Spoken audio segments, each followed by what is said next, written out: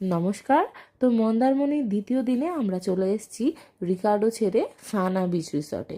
এটা আমরা গতকাল বিকেলেই খুঁজে গিয়েছিলাম, তাই জন্য সকালবেলা হতেই ওখান থেকে চেক আউট করে এখানে এলাম। এখানে আমাদের রুম নাম্বার ছিল 110। প্রথমেই একটা রুম ট্যুর দিয়ে নিই। রুমে ঢুকেছিল এরকম একটা বড় সাইজের কাবার্ড, তার পাশেই ছিল একটা বড় আয়না, মানে একটা ড্রেসিং টেবিলের সেট আপ, এবং এখানে আমাদের সমস্ত জিনিসপত্র আমরা জড়ো করেছি। যাই হোক, তারপরেই দেখতে পাচ্ছ ওখানে টিভি ক্যাবিনেট রয়েছে, আর এখানে দুটো সুন্দর চেয়ার রয়েছে, আর এখানে একটা বড় বেডও রয়েছে। সবচেয়ে বড় কথা, প্রতিটা জিনিস ভীষণ পরিষ্কার পরিচ্ছন্ন, এবং যেটা ভীষণ দরকার।